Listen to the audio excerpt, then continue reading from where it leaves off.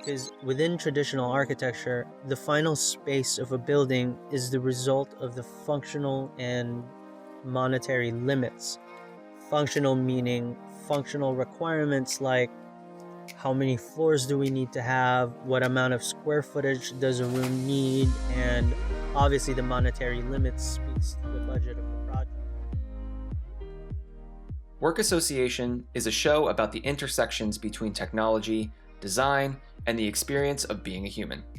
It's a word association game Miles and I invented to learn about things outside of our little creative bubble so we can expand the way we think about the work we do every day as brand storytellers and experience designers. Each week, Miles and I switch off roles. One of us chooses a word for the other to research in the context of design, technology, or branding. Then we meet back up and talk about what we found. At the end of the episode, the researcher picks another word that they associate to the story they told, and we switch off and do it all over again. Welcome back to Work Association. This week, we're looking at the word that Nick gave me, which is attraction.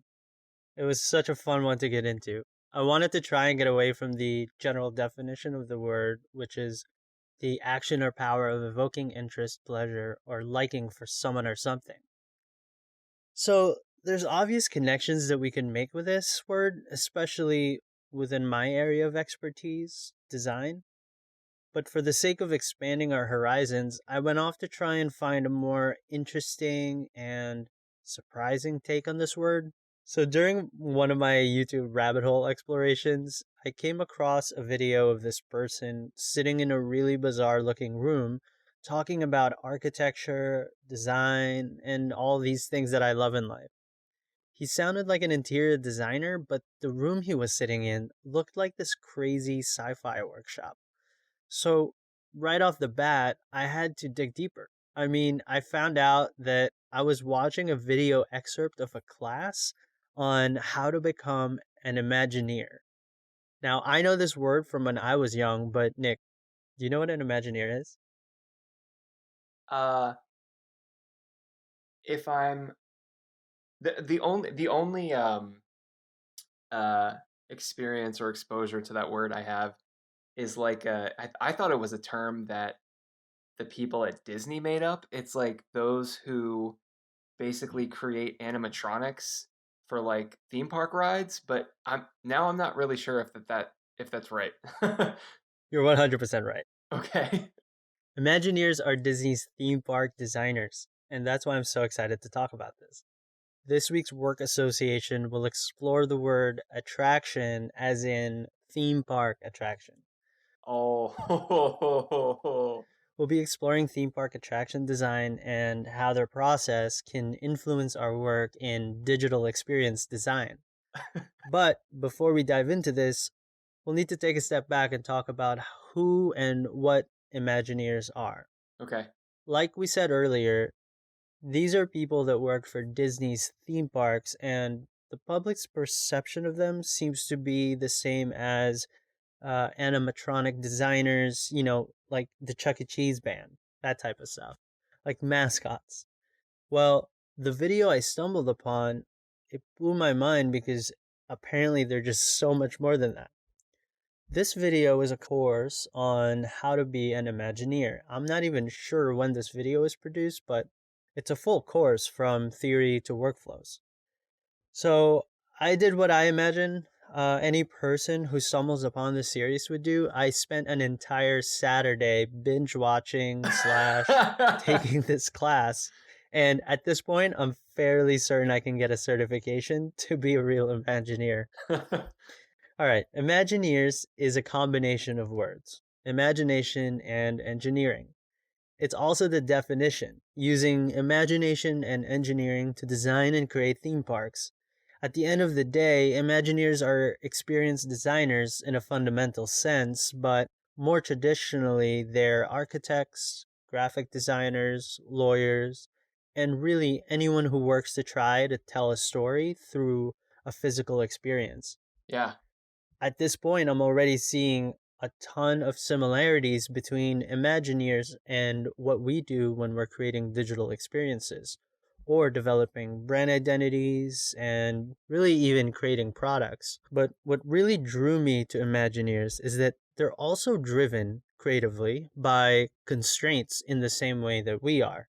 It's, after all, design, right? And Imagineers are designers. They have to deal with building codes, they have to deal with gravity, balance, function, and aesthetic problems like where do you put a bathroom in the Oh middle my of a god. jungle experience in Animal Kingdom without disrupting the experience? Stuff like that. So there's three things regarding attraction design that we'll be going over today. First, theme, then environmental storytelling, and lastly, development. And even that, right? It already sounds like I'm talking about building websites. So it's really crazy how similar Imagineers are to us. Yeah. All right, this is all like a total curveball, but was this something that you thought we would get into when you chose the word? I'm just I'm just I'm I know I haven't really been talking much, and I gotta say, the thing that's coming to my mind is that I'm kind of speechless. This is amazing. I never would have expected that this episode would go in this direction. I kind of forgot that theme park rides are called attractions. um, but man, like, it's funny. When I was a kid, I think I must have been, I don't know, not much older than 10 or 12 years old. I used to really love watching the Disney Channel, and I remember, I don't know if it was a TV show or if it was a movie or something like that, but it was kind of like a documentary on Imagineers and what they do.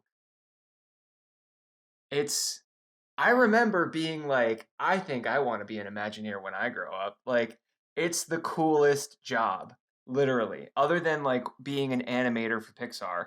I guess I've never really talked about this before, but like, I actually think, as much as I don't necessarily think that Disney is like, I know there's a lot of people that like have this sort of cult sort of appreciation of Disney and the theme parks, and they're kind of like bought into everything and all the merchandise and stuff.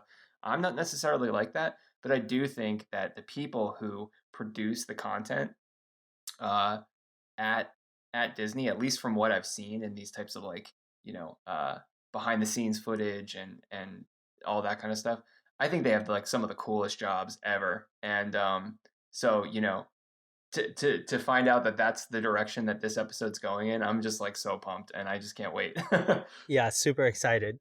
There's definitely a sense of nostalgia when thinking about Imagineers and really Disney in general. And it's funny you brought up that documentary because I also remember watching that. And when I stumbled upon this video course, I was kind of like discovering a forgotten dream. Like, oh crap, I was supposed to be this when I grew up and forgot. But yeah, I don't know if you've ever been to a Disney theme park, but I remember how immersive and detailed it was to the point that you kind of forget where you are and you're just transported to a totally different world. Yeah, yeah. I mean, I haven't ever been to any of the Disney theme parks, um, but when the Star Wars theme park opened, which I know is like it's not really like a classic Disney thing, right? But like, obviously, being one of the more sort of like one of the newer um, theme parks of the Disney sort of landscape, I suppose. And me being like a huge Star Wars nerd, I like did a little bit of reading up and watching some videos on what the Star Wars attractions are like. And I remember it was not too long ago. I watched a video.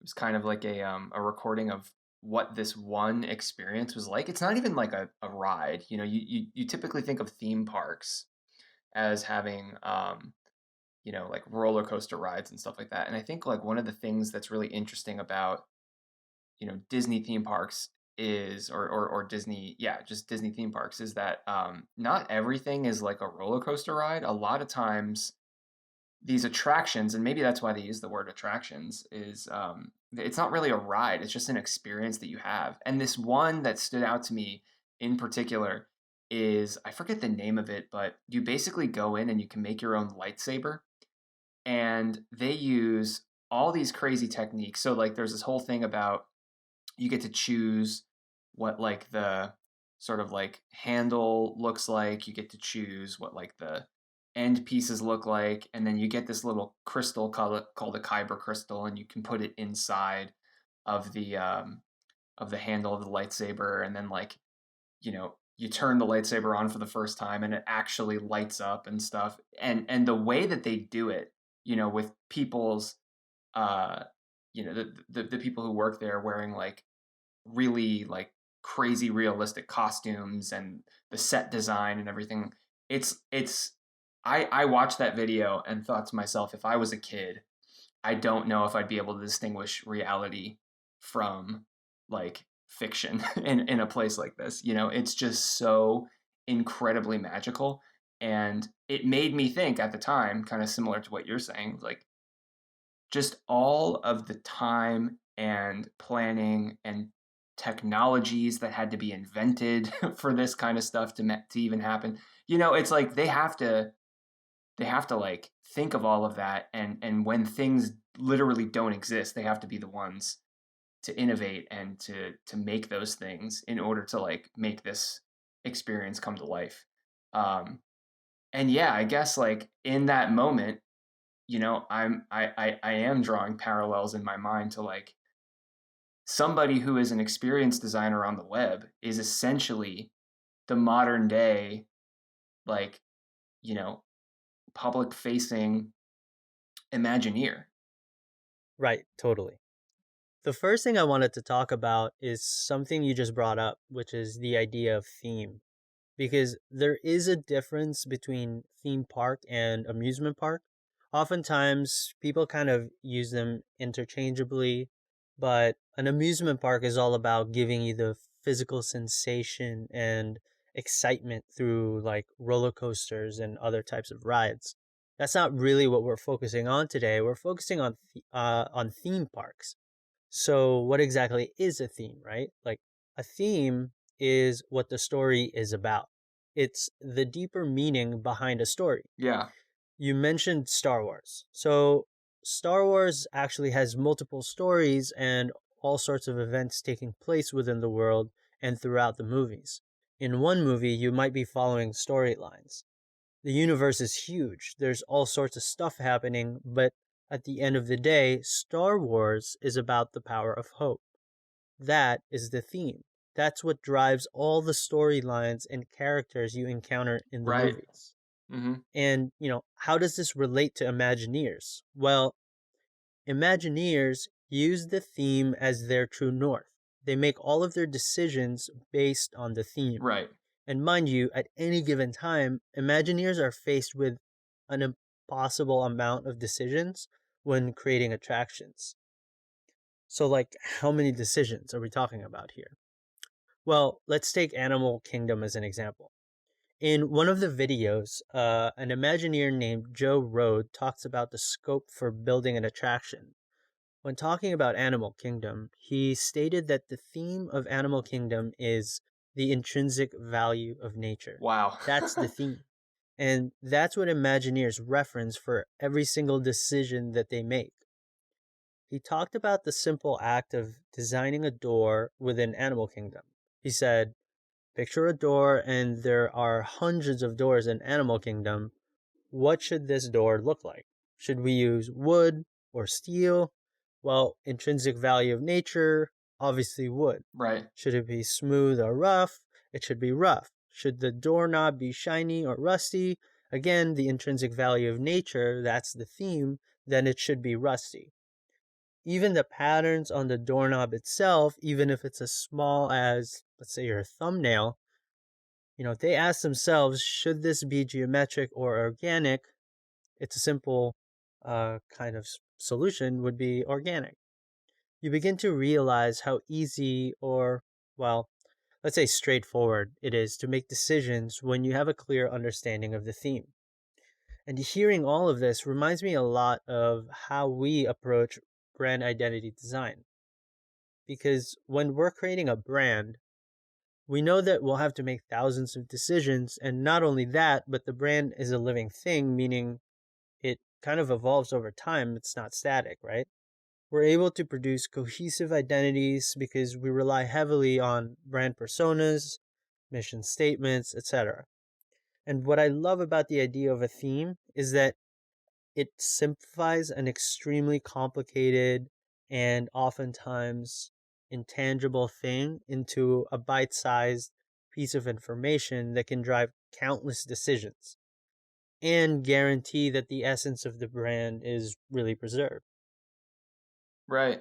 Yeah, I mean, when we're working on developing a communication strategy in collaboration with a client, realistically, it's all based around, you know, a couple of kind of guiding principles or core values or, aspects of a brand voice or whatever. And once you set out all of those guideposts of what's within the bounds of the brand identity and what's without the bounds of the brand identity, what, sort of path do you want to take with your messaging to tell a particular story to a particular audience, it does make it a lot easier to then make those types of decisions. What's interesting though is I've never really considered it from the perspective of one singular theme. Usually it's kind of a collection of colors that make up a palette. But I think at the end of the day, what I haven't really thought about is, well, all those colors in that palette, they're all paint. So that's kind of the theme, right? So like what's the core theme that we set up for our uh, the identities that we create and the stories that we tell, and I think that's a really really cool way to look at it, especially with something as like expansive as building an entire theme park, or even on a smaller scale a singular attraction. That there are so many individual decisions that need to be made when something is in the physical space, uh, and to think of every single question, every single decision from one centralized point of perspective, uh, is fascinating. Yeah, it's really fascinating. There's another really fascinating aspect to being an Imagineer.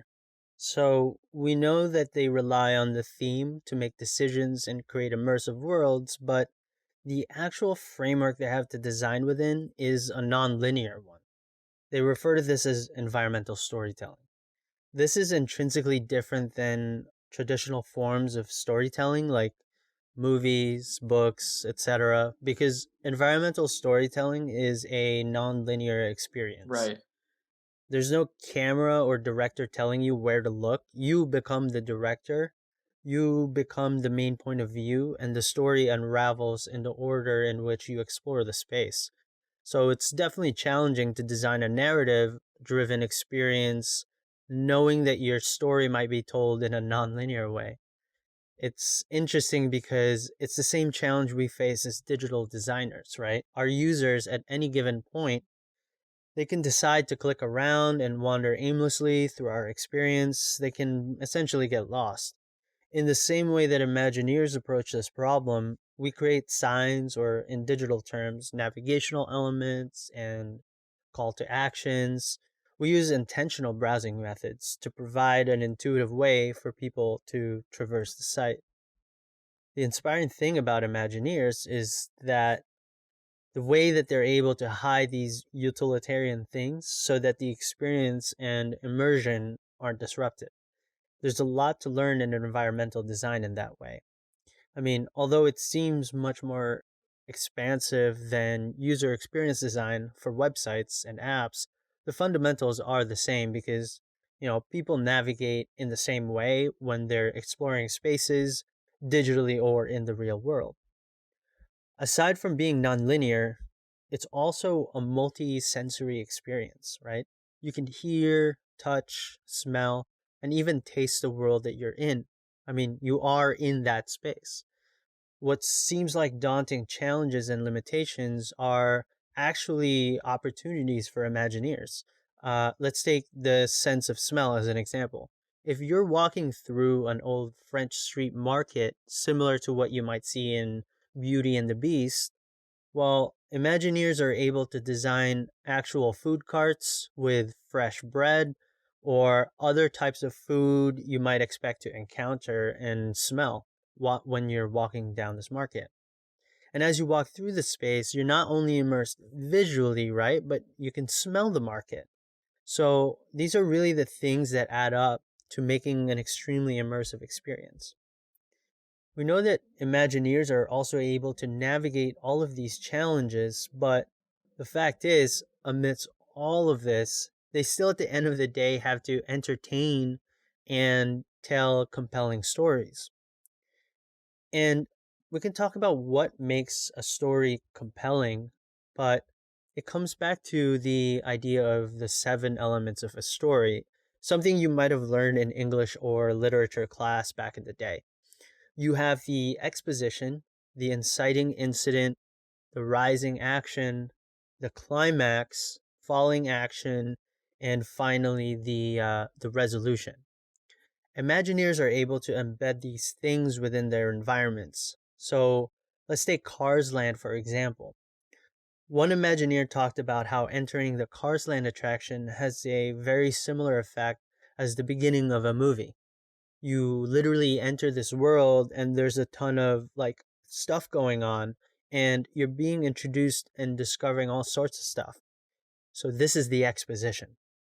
The inciting incident element takes place as you go further in and you realize that there's a race that's about to take place. So you continue walking, you find the main attraction in Cars Land and realize that you can actually participate in this race. So this is the rising action element of a story. The excitement builds up from here, and you're not just there to watch a race, but you can actually be in it. Then you launch off, the speed and turns happening, all of that results in the climax. So are you in an actual car? You're saying that you walk around this town, you interact with different people or like different cast members or whatever. You get these little bits of information, and then you somehow find out that you are in a race and you have to get in a car. Is it like a go-kart kind of thing? Yeah, so you get on this car that's on a track and it Okay. takes you through the land. It literally looks like you're driving through the desert or something like that. Okay. Then you enter a cave that basically transitions the environment into a dark nighttime scene. And here you meet a bunch of the characters in the movie.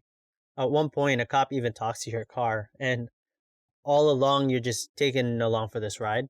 It's pretty insane. You even go in and out of buildings throughout the experience. It's really fascinating.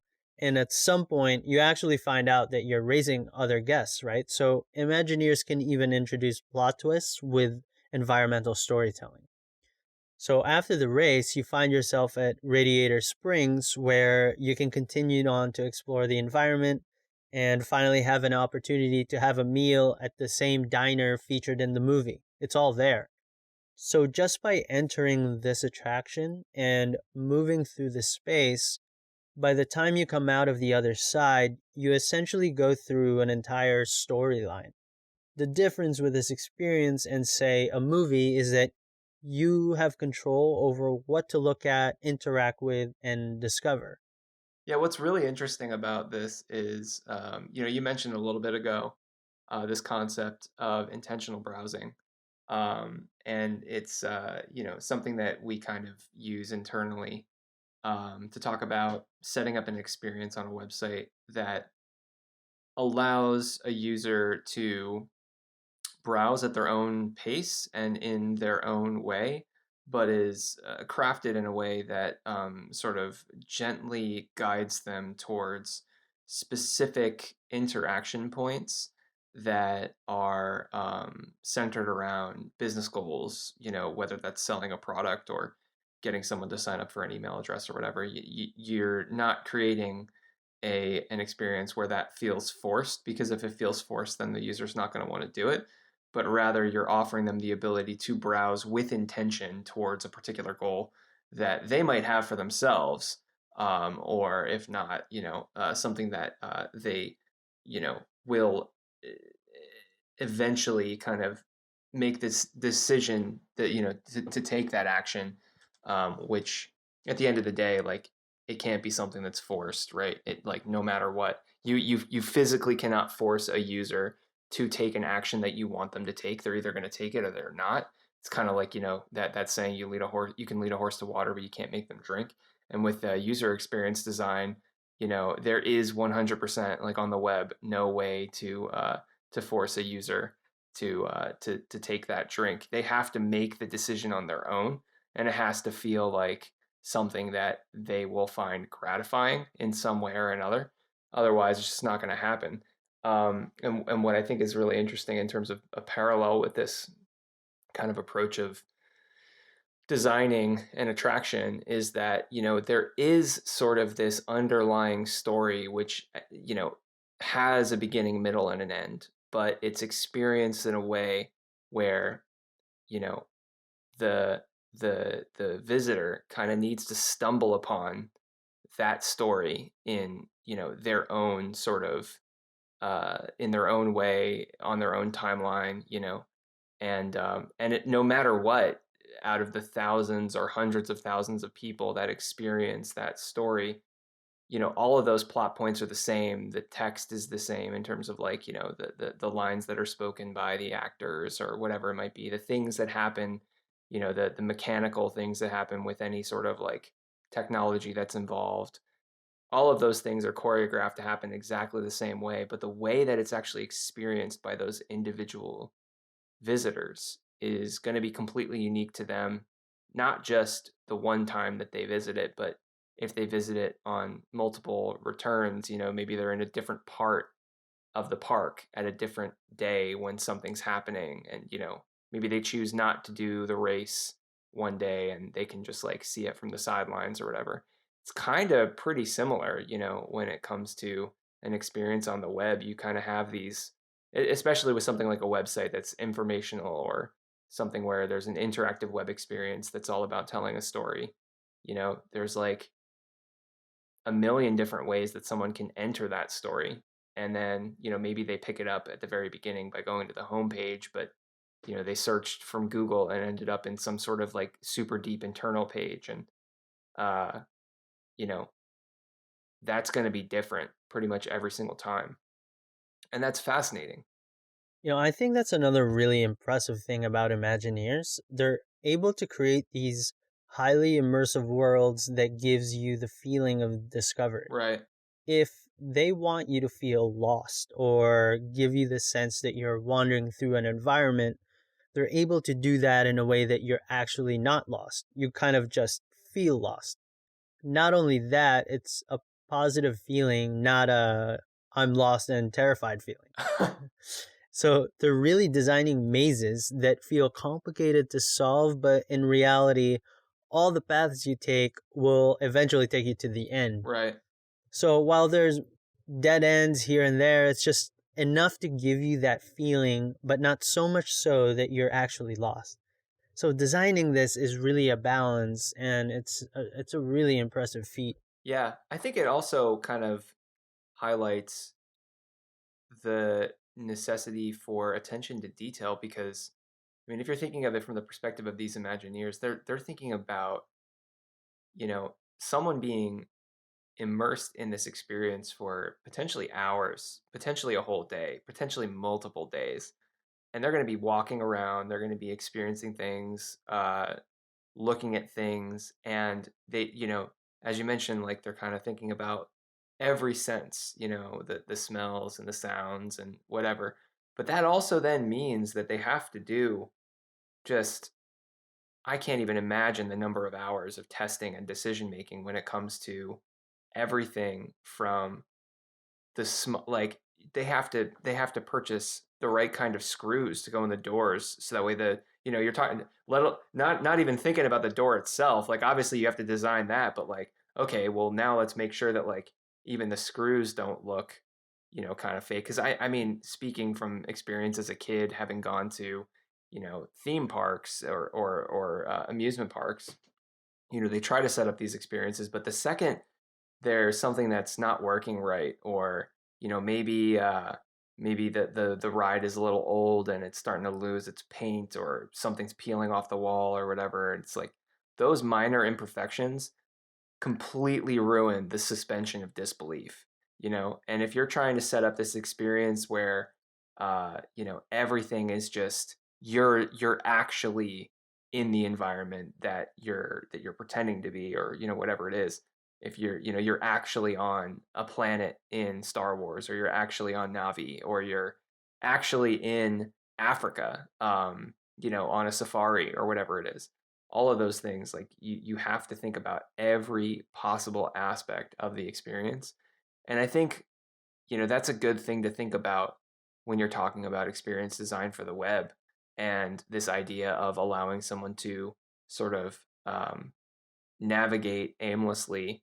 You know, maybe, yeah, maybe they kind of go down a rabbit hole and they get lost or whatever, but when they get that deep into it, it should still feel as cohesive with the story and the brand, and you know, whatever else you want to think about when it comes to the rest of the website. You know, a lot of websites will put a ton of emphasis on like a homepage, and then every internal page looks like it's using the exact same template, and it's not considering, you know, calls to action and ways to help users navigate from page to page and things. And those kind of areas of sort of the really deep parts of the experience that you maybe don't put as much emphasis on, if they don't have the same level of attention to detail, you know, you might be sort of, maybe you're not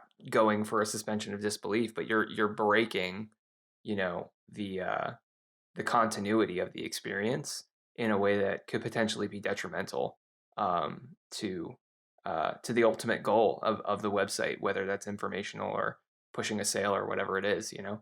um, yeah, super interesting to think about, like, you know, choosing the right screws, like, you know what I mean, that kind of concept of like having it go all the way down to the tiniest little detail, you know, putting that level of emphasis into something that's, you know, a digital product design. So that leads us to the last point that I looked at, which is the development of things. So, how do you actually make this? The aesthetic aspect of it makes sense, sure. Don't build a glass door, but a wooden door in Animal Kingdom. But now, how do you make sure that this door is functional? Yeah. There are building codes and safety requirements that any building or place needs to follow. So, to start, we need to talk about the difference between traditional architecture and the type of architecture that Imagineers practice. Because within traditional architecture, the final space of a building is the result of the functional and monetary limits. Functional meaning functional requirements like how many floors do we need to have, what amount of square footage does a room need, and obviously the monetary limits speaks to the budget of the project. So these are two main factors that dictate the final design and shape of the building. For Imagineers, they start in a more direct way because they have a reference that they need to replicate as accurately as possible. These are references that, moviegoers might be emotionally attached to because it's attached to a plot and characters, go and traverse these spaces. So when you're recreating it, it better be pretty accurate. So, for example, let's say you're tasked as an Imagineer to build a hotel or for guests to stay in, right? So, your reference is a pivotal scene in a movie. And in this scene, a character enters a hotel and a key plot point takes place in the lobby and only in the lobby. So, you're really only shown in the movie just, the outside of the hotel, entering it, and then walking around in the lobby. And that's all that the audience ever saw.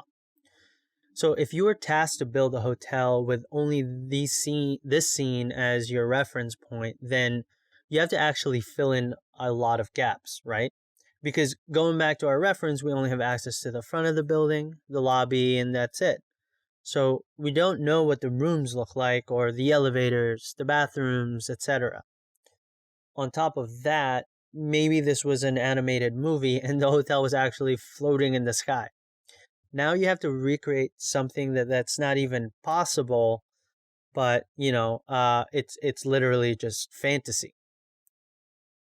Imagineers actually thrive at this. They're so good at their job that they even influence the movies themselves. In Cars Land, the Imagineers recreated the diner depicted in the movie, and for the sequel, the animators actually included this extension in the final movie.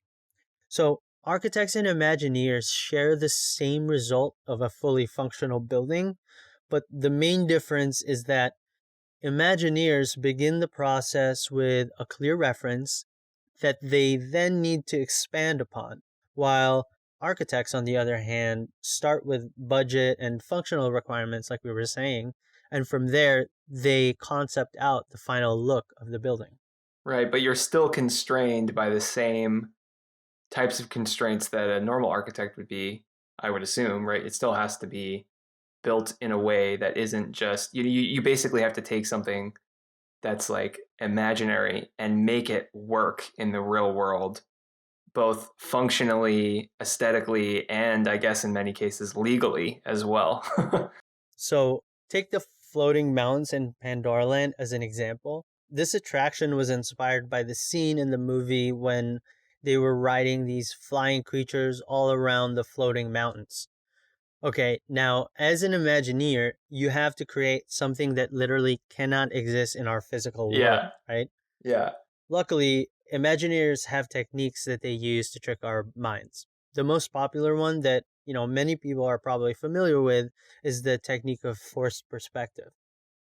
When you need to give the illusion that something is much larger than it actually is, you build it in a way that the higher elements are actually scaled down, or the relative scale shifts depending on the height. They also manipulate vantage points and rely on textures to further change our perception when we're looking at the structure.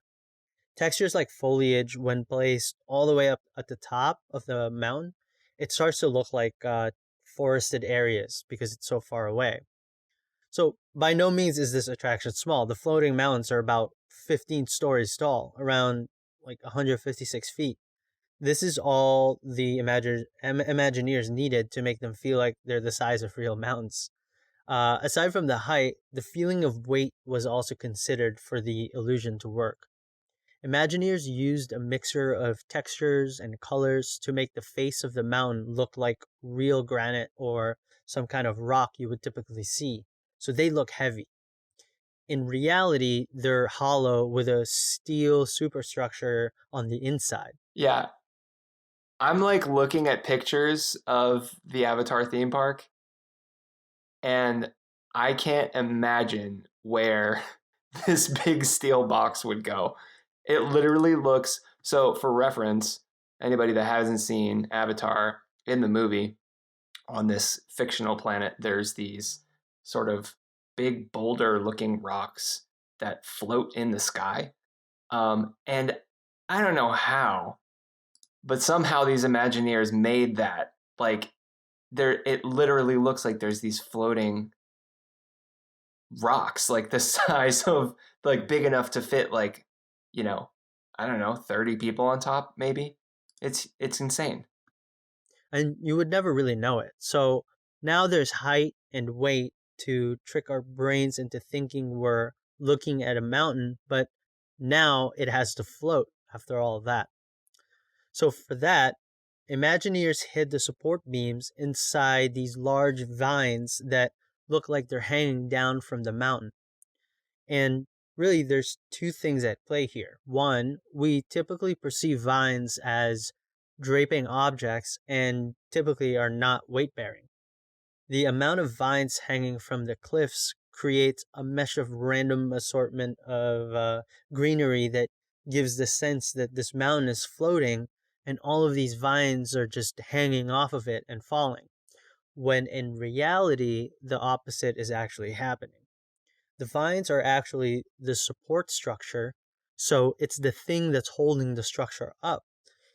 Now, in the natural world, that would never be the case, right? So our brains wouldn't even have entertained the possibility that these vines are the ones that's holding everything up. because they just look so limp and as you would see them in nature.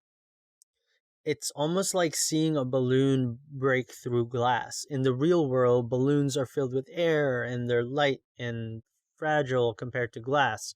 But if this balloon was actually constructed from metal or stone, then it can easily break glass.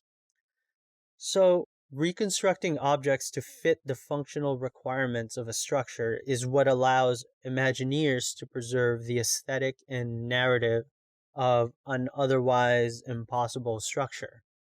Now, it is worth noting that the actual design of the support structures were done by engineers from Walter P. Moore and not in house Imagineers. But, like we've been discussing, an Imagineer seems to be a person who uses creativity to convey the theme. So, in a way, at least I believe that anyone for that matter could be called an Imagineer. The takeaway for me with this is that you don't always have to build things exactly as they are. In order to really push the limits and make your imagination come to life, you have to almost tap into illusions and tricks if you want to take it to that next level. Floating mountains are not possible, right? It came from someone's imagination. But if you want to build that, you need to play tricks on people's minds to make it come to life. I see that now in digital design. Take websites, for example. We have incredible limitations when we design because of screen size, bandwidth, or file size, and accessibility. So these are all the forces that act upon a design process, and it's really what drives the possible. If we want to push these limits, then we have to look to Imagineers and how they would go about solving these things. I picture a website that requires a large moving background of stars and galaxy, as an example. As the background plays out, text flies past you and the stars are flickering, all the stuff is happening. Right away, you can imagine how heavy this video background asset will be. If the reference dictated this to be full screen, then you now have concerns regarding responsive design, differences between users' browser sizes and load times.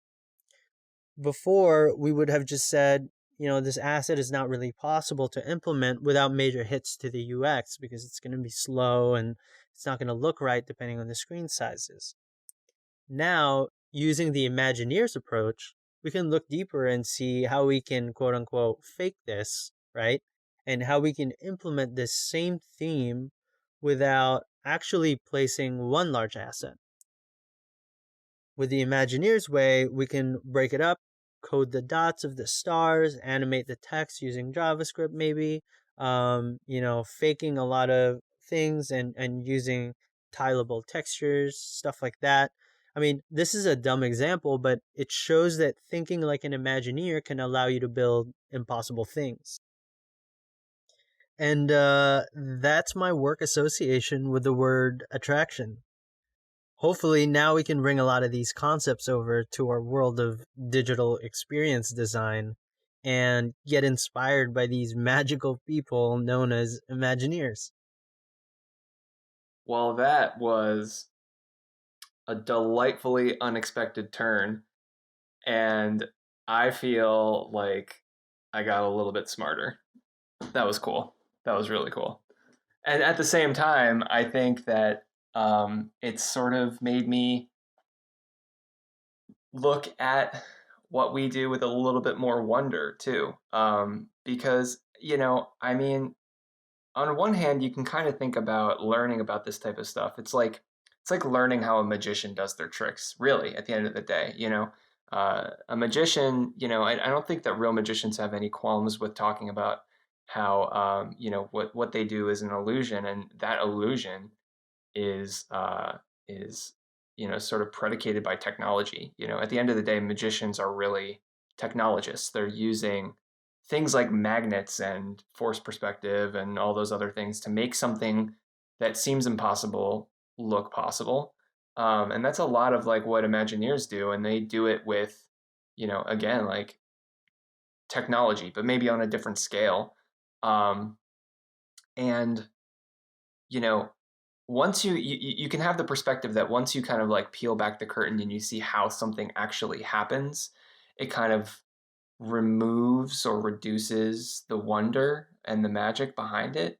But I feel like to be the person that is the architect of or the creator of that type of experience, um, maybe for you it kind of ruins the wonder, to know how it's done or whatever. But to be the one to actually be able to create those things and then put them in front of others and have those others experience the wonder, uh, that's kind of like what reinvigorates you and makes you feel like, wow, this is like so exciting and cool and unique and new, and it's something that you love to do every day.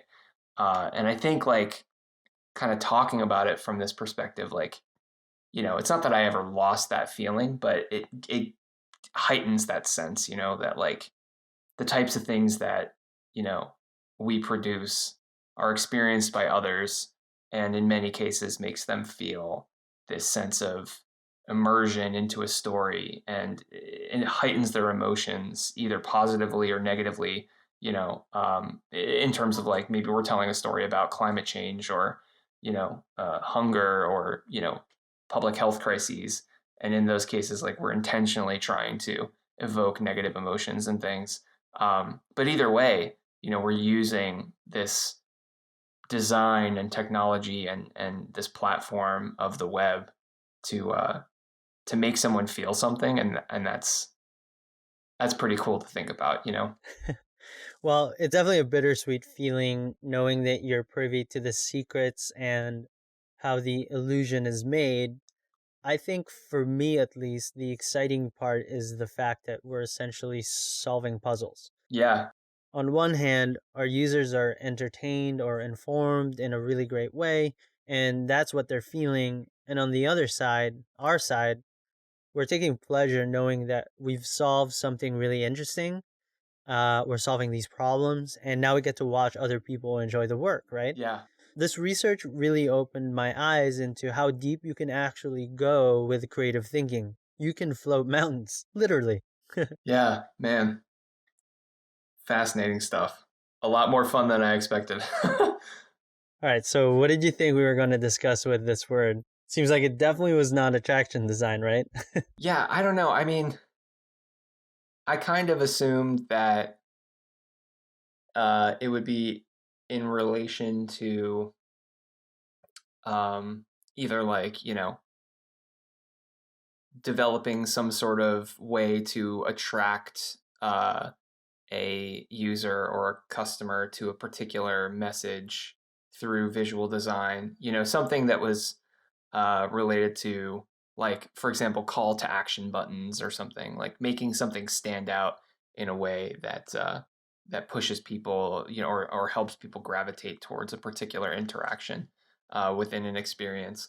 I also kind of thought that maybe if you went in a different direction, you might think about um, you know the uh, the UX of dating apps or something like that. Like the idea of attraction between like two people and how technology facilitates that or something like that. I really didn't expect to go in, in the direction of theme parks, but yeah, something having to do with sort of like the magnetism present within user experiences or something along those lines. Oh man, yeah, that's funny you say that because I actually did look into attraction as in people being attracted to each other, but Yeah. like I mentioned in the beginning, I wanted to push it and try to learn about something totally new. So, when I stumbled upon this course on YouTube, I knew I just had to dive in. All right, so here's your word for the next episode, if you're ready. Yeah. All right, the word is ubiquitous. Ubiquitous. Okay. Wow. Yeah. All right. I guess like as a starting point, the let's look up the definition for the word ubiquitous. Uh, I know what this word means, but I just want to get like the Merriam-Webster definition of it. Yeah. So for me, I think of ubiquitous as being like something that's everywhere. And so that the actual definition of ubiquitous is existing or being everywhere at the same time, constantly encountered or widespread. So yeah, pretty much the same as what I was just saying. But okay, so now I gotta go do some research on how the word ubiquitous relates to design, technology, and storytelling in the digital world. So I guess on the next episode, you'll be hearing from me on the word ubiquitous.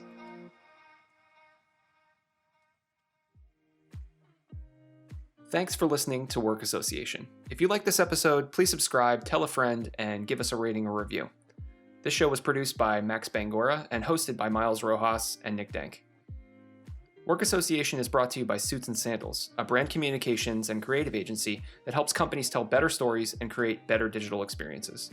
To learn more about Suits and Sandals, go to suits-sandals.com. That's SUITS-SANDALS.com.